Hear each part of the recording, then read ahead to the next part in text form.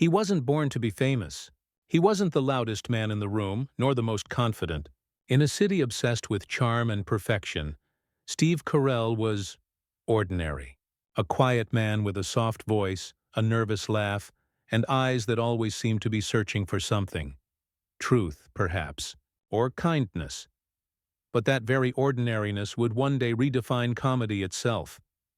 Before he was Michael Scott, the clueless boss loved by millions, Steve was a struggling actor selling his soul in tiny commercials, doubting whether Hollywood would ever notice him. He wasn't built for fame. He was built for sincerity, and that would be his secret weapon. From awkward auditions to global recognition, from laughter to heartbreak, this is the story of a man who made the world laugh. Not by pretending to be someone else, but by daring to be real, because sometimes the quietest people carry the loudest truths. This is the journey of Steve Carell, Hollywood's quiet genius. Long before the lights, cameras, and applause, there was a small, quiet town in Massachusetts, Concord. It was here, on August 16, 1962, that Stephen John Carell was born, the youngest of 4 boys in a hard-working middle-class family. His father, Edwin, was an electrical engineer. His mother, Harriet, a psychiatric nurse. Together they built a home where decency mattered more than success, and kindness was not a weakness, but a way of life. Steve was a shy child, often hiding behind his older brothers during family gatherings. He wasn't the class clown, not yet. Instead, he was observant, watching how people spoke, how they reacted, how a small pause or awkward silence could tell a bigger story than words ever could. That curiosity for human behavior would later become the foundation of his comedy. In school, Steve loved hockey as much as he loved history. He joined his high school band, playing the fife, a humble beginning for someone who would one day become a master of timing and tone. His teachers remembered him as polite, thoughtful, and endlessly curious, the kind of student who noticed everything but never demanded attention. At home, the Carell family gathered every night for dinner. No phones, no distractions. Just stories, laughter, the warmth of connection. In those small, ordinary moments, Steve learned something extraordinary. That humor wasn't just about being funny. It was about empathy. It was about understanding people. He once said, "My parents never told me to chase fame. They told me to be kind. The rest would follow." That lesson, planted in a modest home in Concord, would quietly guide him through every storm Hollywood would later bring. When Steve Carell left Concord for Denison University in Ohio, he had no plan to become a star. He studied history and dreamed, perhaps, of becoming a lawyer. But destiny had a different script. One day, while performing in a small campus play, Steve felt something he'd never felt before. A spark, quiet yet undeniable.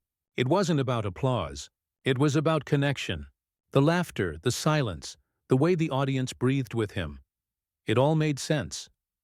After graduation, he moved to Chicago, the heart of American comedy, and joined the Second City, the legendary improv theater that had shaped comedians like Bill Murray and Tina Fey. But Chicago wasn't kind to beginners. Steve worked part-time jobs to survive, even selling insurance. Nights were spent performing for audiences that barely filled a room. Still, he kept going. On that stage, among the quick-witted chaos of improv, Steve found his rhythm. Awkward pauses, honest reactions, and the bravery to be vulnerable. He wasn't trying to be funny. He was just human, and that made people laugh. It was at Second City that he met Stephen Colbert, a fellow dreamer who would become both a lifelong friend and creative mirror. Together, they honed the art of subtle absurdity, turning discomfort into laughter. Years passed before Hollywood finally called. His first national exposure came through The Dana Carvey Show, and later, The Daily Show with Jon Stewart, where his deadpan delivery and self-deprecating humor stood out. For the first time, America saw what Chicago had already known. Behind that nervous smile was a genius of empathy and timing. Steve Carell had taken his first real step out of anonymity and into the fragile, unpredictable light of fame. Hollywood didn't quite know what to do with Steve Carell at first. He was too sincere to play the clown, too gentle to play the villain. Casting directors labeled him the nice guy, which in Hollywood often means forgettable. But in 2004, everything changed. That year, Steve landed a supporting role in Anchorman, The Legend of Ron Burgundy. His portrayal of Brick Tamland, the dim yet lovable weatherman, stole every scene. Audiences couldn't get enough of his awkward charm, his strange innocence. For the first time, the nice guy wasn't forgettable. He was unforgettable. The following year, The 40-Year-Old Virgin hit theaters. Written and co-produced by Carell himself, it became an instant classic. The film wasn't just funny, it was human. Beneath the jokes was vulnerability, sincerity, and heart. Steve wasn't mocking loneliness. He was understanding it. That combination of humor and honesty made him a star overnight. Critics hailed him as the new face of modern comedy. But Steve didn't see himself as a star. He was still the same humble man from Massachusetts, showing up early, learning everyone's name on set, and going home to his family at night. Then came the role that would define an era: Michael Scott in The Office. At first the show struggled. Ratings were low, critics uncertain. But something happened. People began to see him.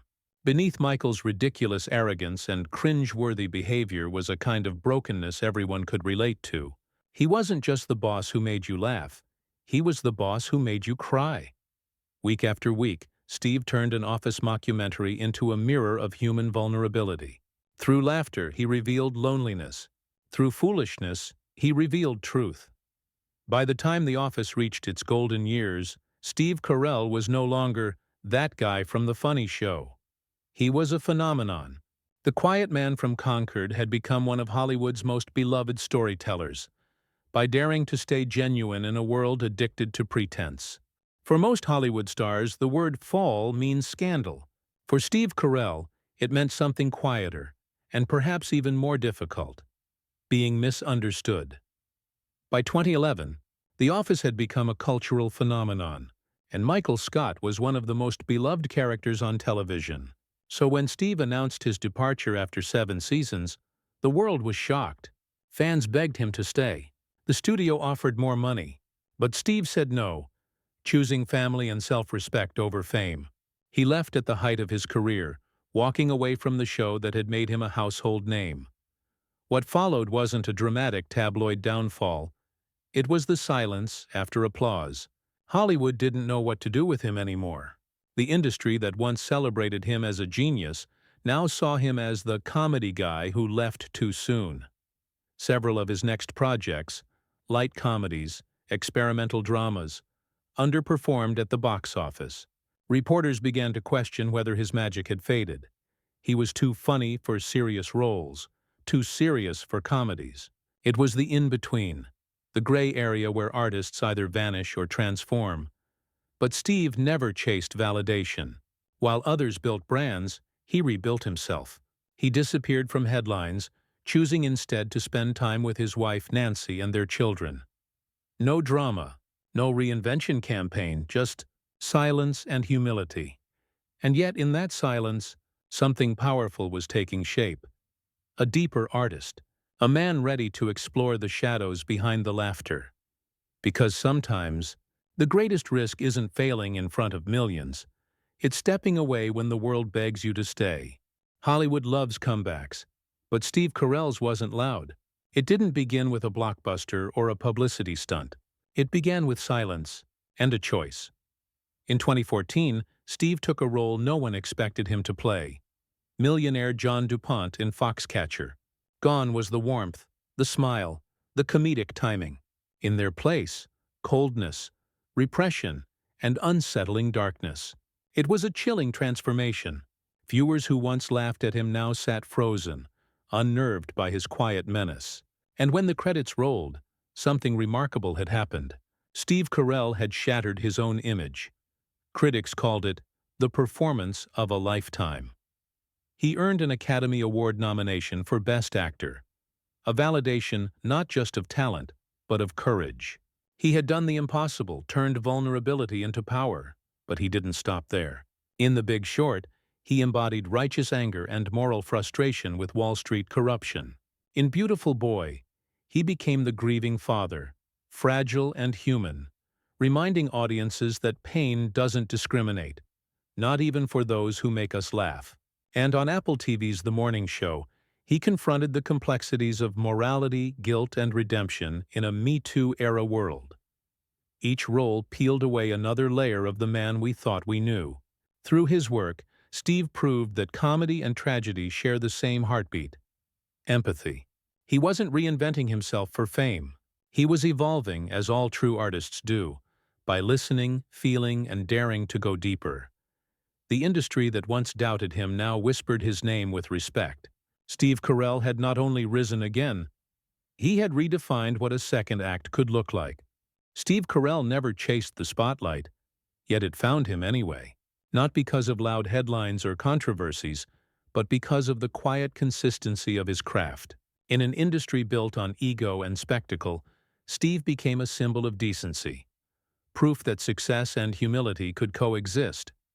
His characters, from the foolishly lovable Michael Scott to the broken souls of Foxcatcher and Beautiful Boy, changed the way audiences viewed comedy and drama alike.